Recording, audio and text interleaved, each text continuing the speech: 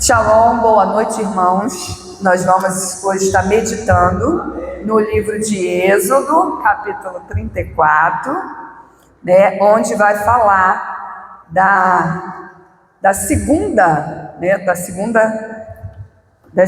tábuas, que o Senhor dá ao seu povo. Porque em Êxodo 20 foi quando ele determinou as primeiras, E aí agora nós vamos aqui para Êxodo 34. Interessante que está escrito assim, na epígrafe, que é outra coisa que também ela tem que ser sempre analisada, mas está assim, 2 novas tábuas de pedra. Então isso aqui já está dizendo que são novas, porque as primeiras foram quebradas. E aí um pouquinho mais à frente, no verso 10, vai dizer renovação do pacto de Deus, ou renovação da aliança, tá?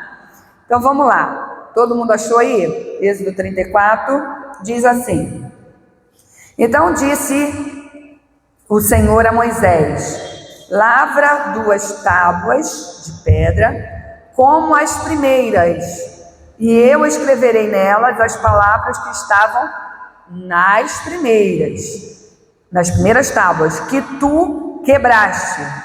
Prepara-te para amanhã, pela manhã, sobe ao monte Sinai e apresenta-te a mim ali no cume do monte, mas ninguém suba contigo, nem apareça homem algum em todo o monte, nem mesmo se apacentem defronte de ovelhas ou bois.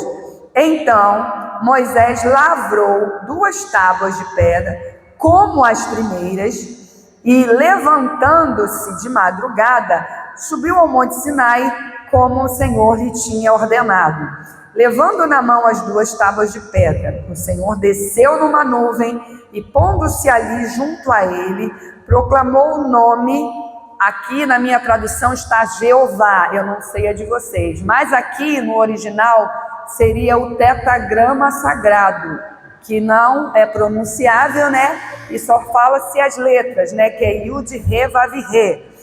Então, apareceu, junto ali, proclamou o nome Yud, Re, Vav, Re. Tendo o Senhor passado perante Moisés, proclamou Yud, Re, Vav, Re, Yud, Re, Vav, Re, Deus misericordioso e compassivo, tardio em irar-se e grande em beneficência e verdade, que usa de beneficência com milhares, que perdoa a iniquidade, a transgressão e o pecado, que de maneira alguma terá por inocente o culpado, que visita a iniquidade dos pais sobre os filhos e sobre os filhos dos filhos até a 3ª e 4ª geração. Então Moisés se apressou a inclinar-se à terra e adorou, dizendo: Senhor, se agora tem achado graça aos seus olhos, vá o Senhor no meio de nós, porque este é o povo de dura cerviz, e perdoa a nossa iniquidade e o nosso pecado, e tomamos por tua herança. Então aqui nós já estamos nas segundas tábuas de pedra, que a gente vai depois agora voltar um pouquinho e ver por que houve essa necessidade da compilação dessas novas tábuas. Por que o que levou Moisés a quebrar as primeiras? O interessante, antes da gente agora voltar um pouquinho, vai dizer que no verso 1, lavra 2 tábuas de pedra, como as primeiras, e eu escreverei nelas novas palavras. É isso que está aí na tradução de vocês? Eu escreverei nelas as mesmas palavras que estavam nas primeiras. Então a gente já começa vendo aqui que se as tábuas são novas, Deus poderia escrever de repente uma coisa nova, mas não, ele escreve as mesmas palavras que estavam nas primeiras. Por quê? Porque porque ele queria que fosse assim. Então a gente vai voltar um pouquinho aqui, agora, no capítulo 20, onde Deus determinou, né, que Moisés recebesse ali as primeiras instruções. Então, em Êxodo 20, lá a partir do verso 18, vai dizer assim: ora, todo o povo presenciava os trovões, e os relâmpagos, e o sonido da buzina, e o monte a fumegar. E o povo, vendo isso, estremeceu, e pôs-se de longe. E disseram a Moisés: fala-nos tu mesmo, e ouviremos. Mas não fale Deus conosco, para que não morramos. Respondeu Moisés ao povo: não temais, porque Deus veio para vos provar e para que o seu temor esteja diante de vós, a fim de que não pequeis. Assim o povo estava em pé, de longe. Moisés, porém, se chegou às trevas espessas onde Deus estava. Tá. Aí ele recebeu, né, todas as instruções. Que se a gente voltar um pouquinho aqui, né, vai começar no verso 7, né? Não, perdão, no verso 3: não terás outros deuses diante de mim, não farás para ti imagem esculpida. E a gente sabe quais são os 10 mandamentos, as 10 palavras. Então isso é o que estava contida nas primeiras tábuas. Aí, se a gente for aqui um pouquinho mais à frente, a gente vai ver que Deus vai dar todas as instruções a Moisés a respeito de leis, de julgamento, de propriedade, relacionamentos pessoais, leis de justiça, e tá, leis das festas anuais, né, e tudo isso. Quando chega no capítulo 24, o Senhor chama Moisés para se encontrar com ele, aonde? No monte, para que ali ele ficasse por 40 dias e 40 noites. E aí a gente vai ver, né, no decorrer desse texto, que depois de passar esse tempo, o que aconteceu? O povo achou que Moisés estava demorando a descer. E logo, né, após esse período, né, de o povo achar que Moisés estava demorando a descer, poxa, Moisés subiu, tá lá, poxa, já se passaram mais de um mês, ele não desce, tá aqui essas tábuas, e agora? O que a gente faz, o que continua a fazer, o que não faz? Então, é meio que assim, o povo ficou sem um líder, perdeu a direção, né? É até o que a gente estava falando aqui hoje, no estudo. Você tem um manual hoje que é a palavra de Deus. Naturalmente, você não precisaria de um líder falar para você do que você precisa ou não precisa fazer, porque você tem a palavra, Deus te deu, te entregou. Só que a gente sabe que da mesma forma não é assim. Por exemplo, as tábuas já tinham sido escritas, Deus já tinha dado as instruções, mas o povo estava na expectativa de quê? De Moisés como liderança. E ele ainda fala: fala, Moisés, você a nós, e não fale o Senhor conosco.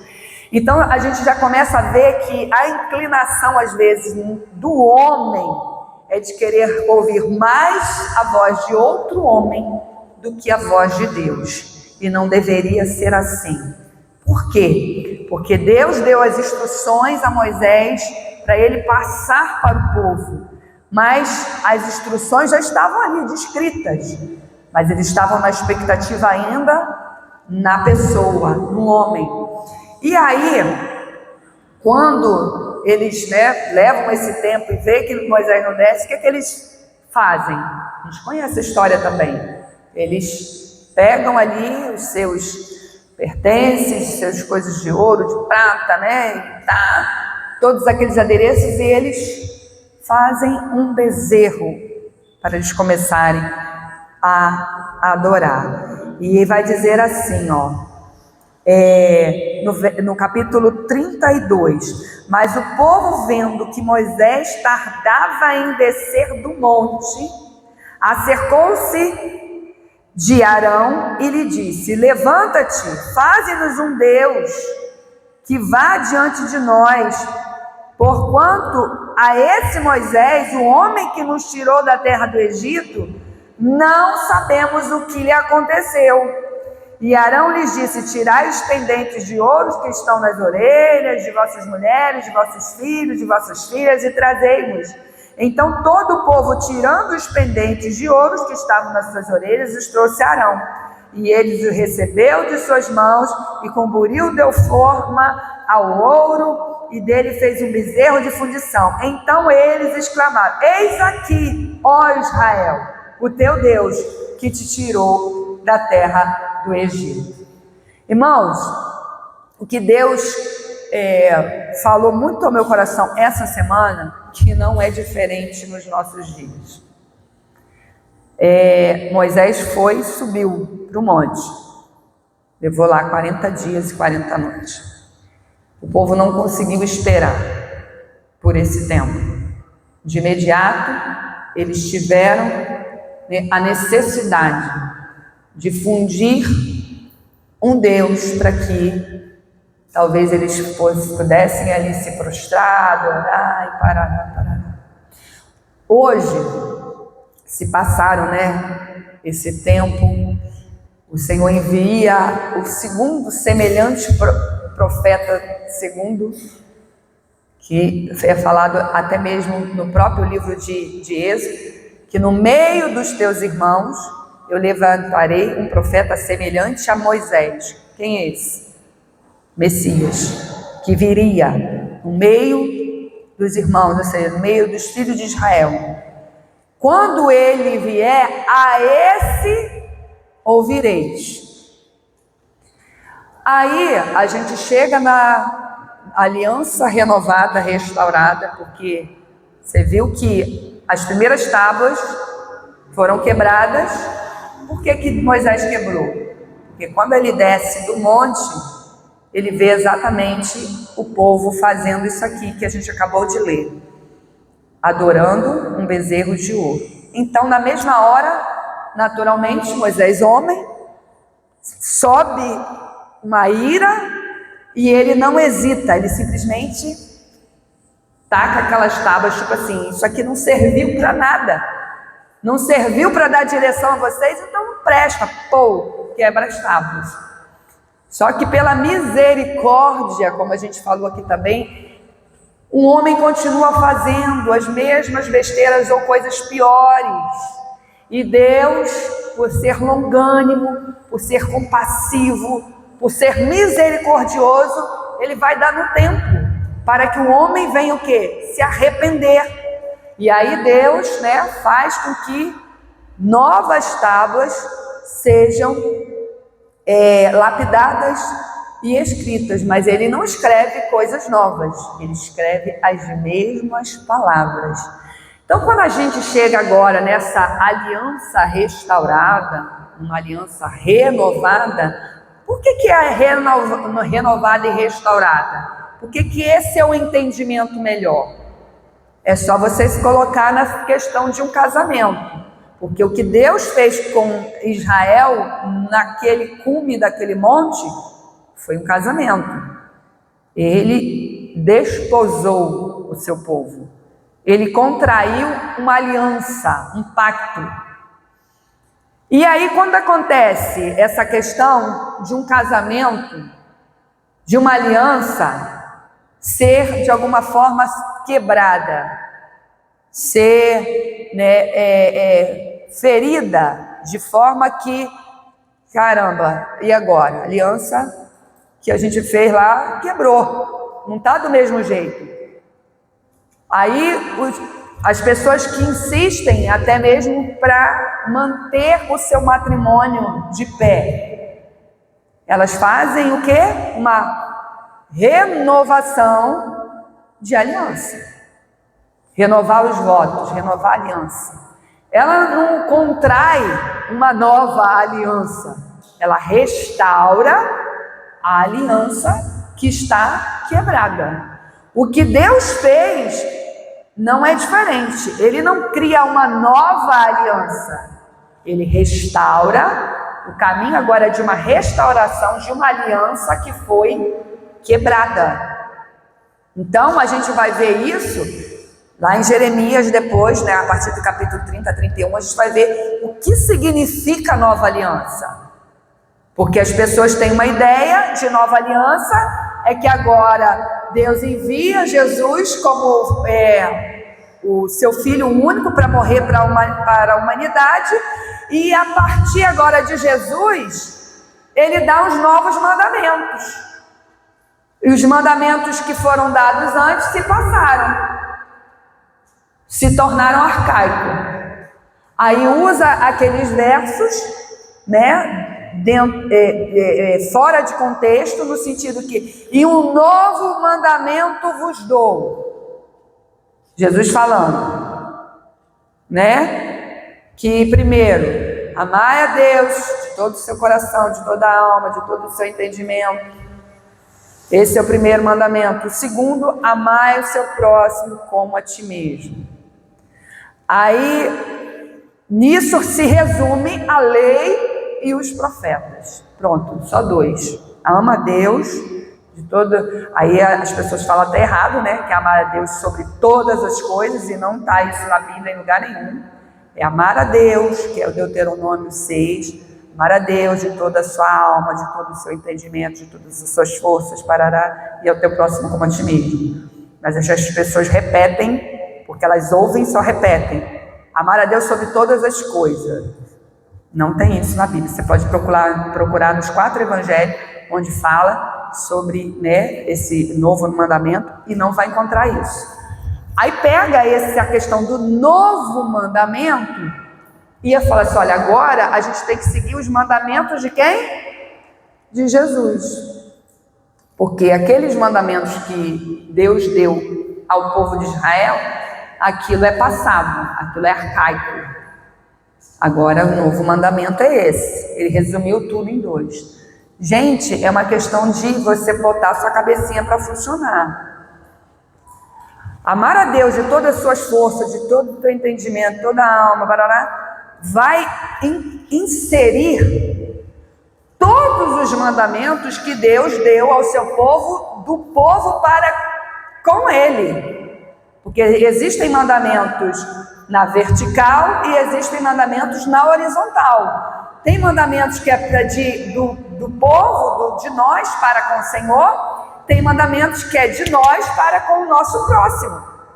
E aí a gente vai ver uma série de mandamentos que são ligadas a Deus, e uma série de mandamentos que é ligada ao próximo. Amar ao seu próximo. O que é amar o seu próximo? Como a você mesmo? Me explica. O que é amar o seu próximo como a você mesmo? Se você ficar só nesse verso, tá vago. Como que eu vou amar meu próximo como a mim mesmo? O que eu tenho que fazer? Como que eu vou demonstrar esse amor? Aí a gente tem que ir lá para aquela série de leis que Deus deu a Moisés para transmitir ao povo, que os mandamentos, gente, não é de Moisés, como as pessoas interpretam, né? Os mandamentos de Moisés, os mandamentos de Jesus, não. Os mandamentos são do Eterno, são de Deus. Só quem transmitiu foi Moisés que transmitiu. Jesus lá, aqui nos escritos da Aliança Restaurada, ele só transmitiu, mas os mandamentos é do Eterno, Deus que deu. E quais são os mandamentos que eu tenho que amar o meu próximo como a mim mesmo? Aí eu tenho que ir lá. Não matar, não roubar, não dizer falso testemunho, não enganar, não trapacear, não emprestar juros. Tudo isso estava na lei. Mas a gente desconhece, né? Não cobiçar a mulher do próximo. Quando você contratar alguém para pagar, não demore a pagar, não espere o dia seguinte, pague no mesmo dia. Isso daqui a gente às vezes não cumpre. Porque se a pessoa trabalhou, ela está na expectativa de quê? De receber o que ela trabalhou. Então tudo isso, irmãos, está descrito na lei, só que a gente desconhece. ama o teu próximo como a ti mesmo, tá? Como que é amar o próximo? Amar a Deus de toda a tua alma, de todas as tuas forças, de todo o teu entendimento. Como que é isso? Me explica. Se você ficar só em cima desse verso.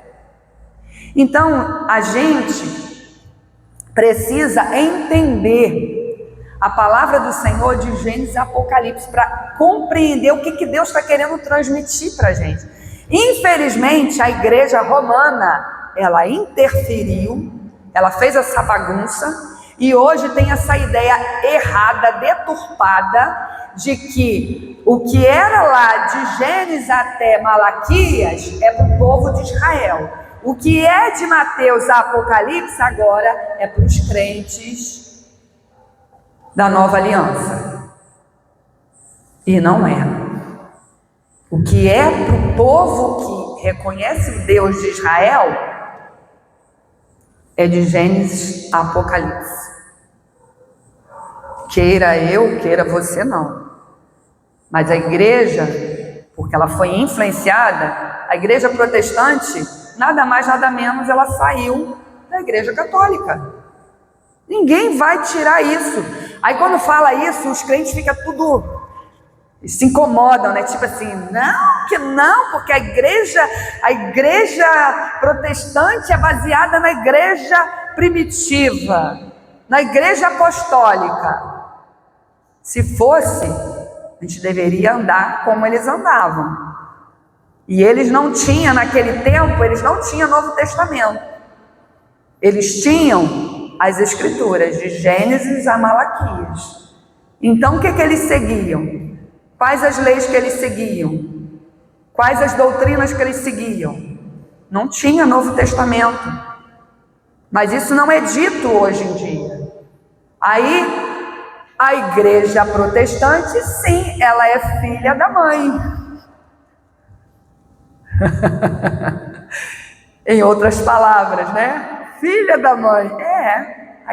As igrejas protestantes são filhas da mãe.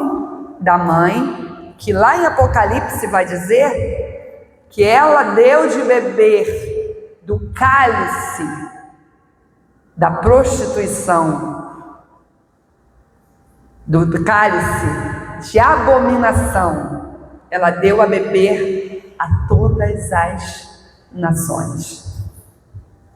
E hoje, querendo ou não, a gente ainda está um pouquinho embriagado com esse cálice.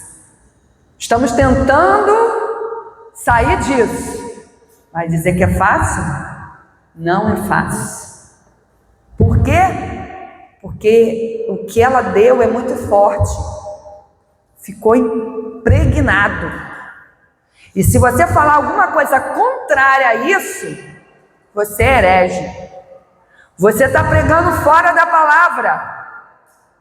Quando na realidade, vamos ver na palavra o que é e o que não é. E aí, da mesma forma que aquele povo fez lá, Moisés estava demorando descer. Vamos criar o nosso Deus, vamos criar o nosso bezerro. Jesus está demorando voltar, né? Ele foi, está demorando voltar. Vamos fazer do nosso jeito. Vamos criar o nosso bezerro.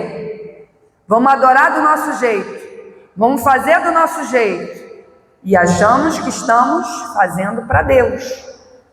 Quando na realidade, se a gente quer fazer aquilo que Deus determinou, a gente vai ter que reavaliar muitas coisas que Ele determinou na sua palavra, porque não é o que eu falo, não é o que o pastor Homero fala, o que o pastor muito conhecido da mídia fala, é o que está escrito. Aqueles crentes lá de Atos 17, que eram conhecidos como os crentes de Bereia, os bereanos, quando os discípulos, os apóstolos chegavam pregando, falando para eles não ficavam com aquelas informações e tinham essas informações como verdade. Fala que eles iam ver nas escrituras se eram assim. Espera aí, ele está falando? Eu vou lá ver, vou conferir se é isso mesmo. Hoje as pessoas fazem isso. O que às vezes sai daqui, de um púlpito, de uma igreja, é uma verdade. Eu estou falando aqui, não tenho como verdade. Vão pesquisar depois, vão ver na história, vão ver quantos concílios aconteceram para que mudanças acontecessem doutrinária. Para que hoje a gente entendesse que a doutrina A, a doutrina B é assim. Eu não posso nem falar muitas coisas aqui, que senão realmente esse vídeo vai para a internet e as pessoas vão falar que a gente é herege demais. Mas teria muitas coisas aqui que a gente falaria de doutrinas que a igreja modificou e que hoje é mais verdade do que o que está escrito. Celebrações, vamos aqui, que essa daqui é mais leve, né? Celebrações. Hoje a igreja celebra mais o quê? O que Deus determinou ou o que a igreja romana determinou? O que a gente celebra hoje, num todo? Se for falar em todas as igrejas, nos 4 cantos. Natal. Natal está onde na Bíblia? Onde que Deus falou que é para você celebrar o nascimento de Jesus? Onde que na Bíblia fala que o nascimento de Jesus é dia 25 de dezembro? Estou pegando só aqui, né, coisas que talvez não fere tanto, porque tem coisas mais pesadas. Aí, isso se tornou uma verdade, porque a igreja romana determinou. Então hoje as igrejas nos 4 cantos, protestantes e não protestantes, aí a igreja protestante às vezes fala assim, não, mas a gente não faz mais o que a igreja católica faz. Algumas coisas, porque há muitas coisas ainda a igreja faz. Páscoa. Como que a gente celebra a Páscoa? Em que calendário? Gregoriano, determinado pelo Papa Gregório.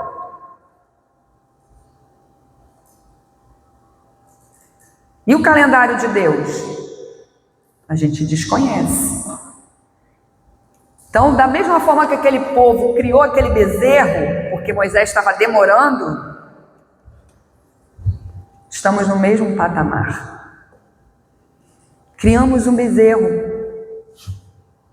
Estamos adorando de acordo com... Porque Jesus está demorando de voltar. Isso é sério, irmãos. A gente tem lutado, né, aqui. Isso não é fácil, a gente se desprender, porque não é fácil, isso é muito forte. Isso vem passando, né, dos nossos avós, bisavós, tataravós que se converteram, e vai passando, chegou até a gente, e está assim até o dia de hoje. Muitos estão conseguindo sair com muita dificuldade, mas não é fácil. Porque quando você fala alguma coisa desse nível, você parece que é um extraterrestre. Mas não é, gente, está aqui, está escrito. Sábado, pelo domingo, onde que Deus deu um dia de santificação, que Ele falou que esse dia Ele santificou. Ele falou, por que Ele santificou o Shabat? Vai perguntar para Ele. Mas Ele determinou. Aí a igreja vem e fala o quê? Não, mas Jesus, ele morreu e ressuscitou no primeiro dia da semana. Então agora o dia do Senhor é o domingo. Me mostra aqui na Bíblia, aonde fala que agora o dia do Senhor é o domingo. Se você me mostrar, a gente acredita. Ah, mas usaram lá em Atos, que no primeiro dia da semana, eles faziam as coletas. Usam alguns versos assim, separados, né? Não, irmãos, aquilo ali, primeiro dia da semana, porque era natural. O que os irmãos do primeiro século eles seguiam? Eles seguiam de Gênesis a Malaquias, porque não existia Novo Testamento. Então, o dia que eles se encontravam para poder ter essa comunhão, essa congregação, era no Shabat, porque esse era o dia determinado por Deus. E aí no final do Shabat, porque no decorrer do Shabat, eles não iam fazer coleta, por quê? Porque era Shabat. Então, no final do Shabat, começando o primeiro dia, porque o final do Shabat seria às 18 horas de sábado. Então, 18 horas de sábado já começava o quê? Domingo, primeiro dia da semana. Aí eles coletavam. Aí então usa esses versos separados e não entende a cultura, o costume, a tradição, a história do povo, o povo que Deus escolheu para vir isso aqui. A Bíblia que a gente carrega hoje, ela não veio do povo da Escócia, da Espanha, das Américas, porque hoje a igreja brasileira recebe muita influência das igrejas americanas. A Bíblia que a gente carrega é de um povo hebreu. Deus escolheu eles para ser luz para as nações, está determinado, é só você ler. Êxodo, Isaías. Ele escolheu esse povo para ser luz para as nações. Ah, não, mas os judeus, eles mataram Jesus. Gente, quem matou Jesus? Foi os judeus mesmo?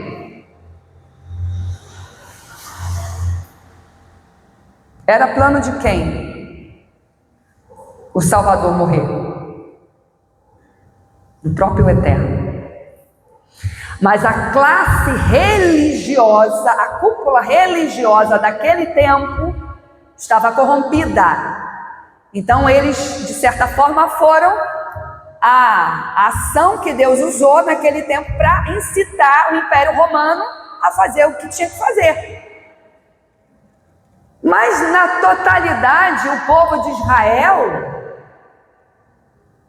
Jesus tinha discípulos. Quem eram os discípulos? Quem era a multidão que seguia Jesus? Eram os judeus. Os primeiros discípulos, judeus. Então dizer que os judeus mataram Jesus, porque muitos judeus morreram no decorrer da história, porque a igreja apregoou isso, a igreja romana. Né? Vamos dizer assim, em nome de Deus, vamos matar os judeus, porque eles mataram Jesus. Olha só o que vai acontecendo na história. A história mal contada, vai acontecendo isso. E aí, a gente viu que criou toda essa situação, Inquisição. Vai ver o que a igreja romana fez com o povo judeu. Hitler, o livro de cabeceira de Hitler, era de Martinho Lutero. Martinho Lutero, hoje, ele é ovacionado no meio da teologia cristã. Martinho Lutero, o homem das 95 ou 99 teses, eu sempre me embaralho, 95 teses. Aí veio a Reforma Protestante. Martinho Lutero não deixou de ser católico, ele morreu católico. Vai procurar na história. Ele não queria sair como fez Calvino. Ele queria uma reforma dentro da Igreja Católica. E aí por isso que ele levanta aquelas 95 teses. Mas ele não deixou de ser. E ele, se você for procurar o que ele escreveu sobre os judeus, ele vai falar coisas terríveis. E aí o livro de cabeceira que Hitler usou para matar mais de 6 milhões de judeus, influência de Martinho Lutero, em nome de Deus. Isso tudo é história, gente. Que louvado seja o nome do Eterno, nesse tempo, por conta do avanço da tecnologia e do conhecimento, isso agora não tem como ficar mais escondido. Isso está vindo à tona. Por séculos, isso ficou escondido. As pessoas foram doutrinadas, catequizadas a achar de que houve uma reforma protestante, que agora a gente está por cima, e não aconteceu. Mas Deus está trazendo tudo à luz. Então, da mesma forma que aqui a gente vê que o povo não aguentou esperar Moisés descer do monte e ali começaram a criar um bezerro para que eles pudessem ter um meio de adoração, estamos hoje na mesma situação. Jesus voltou para o Pai e, infelizmente, aquilo que Deus deu, que Ele pega as novas tábuas e Ele escreve as mesmas palavras, como a gente leu, Ele não escreveu novas palavras, Ele não deu um novo mandamento, Ele deu as mesmas palavras, porque a palavra dele é imutável. Quem muda é o homem, Deus não. Porque se Ele mudasse, então Ele errou naquele que Ele fez. Já pensou nisso? Deus cria uma Constituição, cria a humanidade, cria uma Constituição. Caramba, errei na Constituição, vou ter que refazer a Constituição. Imagina isso, hein? Isso só entra na cabeça de quem não para pensar. Porque se você for parar para pensar de que Ele não é homem para que minta, nem filho do homem para que se arrependa, Ele é imutável, as palavras dele são eternas. Passarão os céus e a terra, mas as minhas palavras jamais passarão. Ele voltaria? Lhe daria coisa diferente? Não. Nossa, a hora já foi. Então, irmãos, essa questão da gente entender o que é essa nova aliança, esse novo mandamento, a gente precisa mergulhar nisso. Porque não é algo que Deus agora, estou riscando isso aqui e estou dando isso aqui, ó. Não. Ele falou que da mesma forma que ele usa, as tábuas de pedra. Por que tábuas de pedra? Por que ele escreveu primeiro em tábuas de pedra? Para mostrar a dura cerviz, como a gente leu, do homem, um coração de dura cerviz, um coração de pedra. E aí por isso que ele simboliza os seus primeiros escritos em tábuas de pedra. Mostrar que o homem tem dura cerviz, coração duro. Mas quando ele fala de trazer essa aliança agora, uma restauração, uma renovação dessa aliança, ele vai dizer que ele vai escrever essas mesmas palavras que ele escreveu. Ele não vai escrever mais em tábuas de pedra. Ele vai escrever aonde? Na mente e no coração.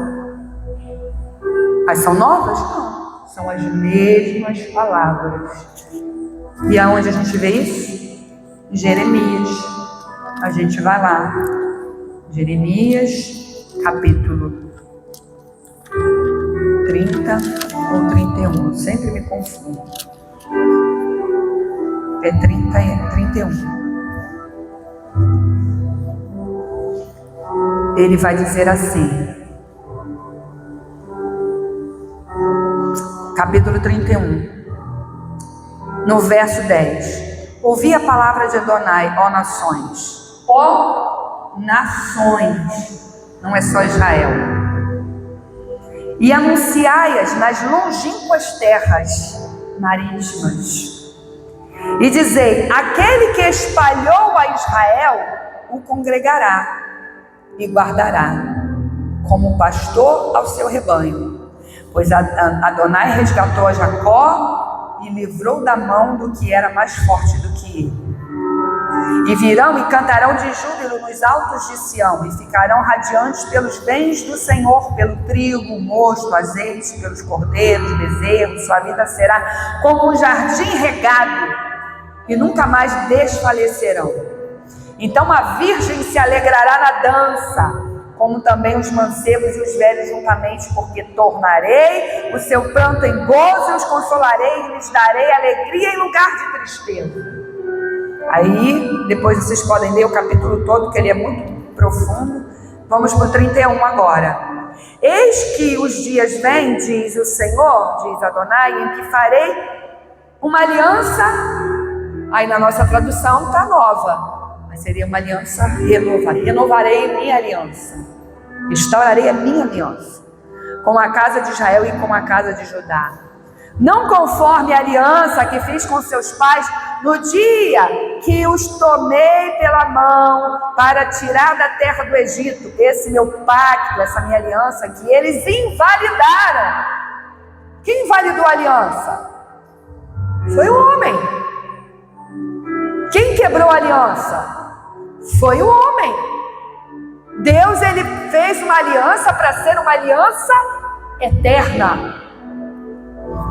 Aí ele vai dizer, apesar de eu os haver desposado. Lembra que a gente falou que Deus casou com Israel lá no monte? Desposou Israel. Maria foi desposada por José, estava comprometida, casada, né, para o casamento. Essa é a forma da cultura desse povo. Mas esta é a aliança, o pacto que farei com a casa de Israel depois daqueles dias, diz Adonai. Porei a minha lei, ou seja, a minha Torá, instrução, aonde? No seu interior. E as escreverei no seu coração. Não vai ser mais em tábua de pedra. Por quê? Porque Deus agora está trazendo uma aliança restaurada e dando a oportunidade do homem quebrar essa dura cerviz e escrever as suas palavras no seu coração. Aí ele vai dizer, escreverei no seu coração e eu serei o seu Deus e eles serão meu povo. Para você ser povo de Deus, para eu ser povo de Deus, a gente precisa estar com as palavras dele escritas no nosso coração. Não é o que o pastor da igreja A, B, C e D fala. É o que Deus dá através da sua palavra. E não ensinarão mais cada um a seu próximo, nem cada um a seu irmão, dizendo, conhecei Adonai, porque todos me conhecerão, desde o menor deles até o maior, diz o Senhor, pois lhes perdoarei a sua iniquidade e não me lembrarei mais dos seus pecados. Assim diz o Senhor, que dá o sol para a luz do dia e a ordem estabelecida da lua e das estrelas para a luz da noite, que agita o mar, de modo que brame as suas ondas, o Senhor dos exércitos é o seu nome. Se esta ordem estabelecida falhar diante de mim, diz o Senhor, deixará também a linhagem de Israel de ser uma nação diante de mim para sempre. Essa ordem tem falhado? Do sol, da lua, das estrelas? Está tudo no lugar? Está funcionando? Então, esse povo não deixou de ser a linhagem dele, como a igreja determinou, de que agora a igreja, nós somos o Israel de Deus. Gente, precisamos nos aprofundar na palavra, desfazer desses conceitos que foram colocados e realmente mergulhar naquilo que Deus fala, porque Deus fala através da sua palavra. E ele vai dizer ainda, assim diz o Senhor, se puderem ser medidos os céus lá em cima e sondados os fundamentos da terra cá embaixo, também eu rejeitarei toda a linhagem de Israel. Por tudo quanto eles têm feito, diz o Senhor. Eis que vem os dias, diz o Senhor, em que esta cidade será reedificada para o Senhor, desde a torre de Ananel. Ananel, guarde esse nome aí depois do nosso estudo, tá? Até a porta da esquina, e a linha de medir estender-se-á para diante até o outeiro de Garebe e dar a volta até Goa e o vale inteiro dos cadáveres da cinza e de todos os campos até o ribeiro de Cedron, até a esquina da porta dos cavalos para o oriente. Tudo será santo a Adonai. Nunca mais será arrancado e derribado.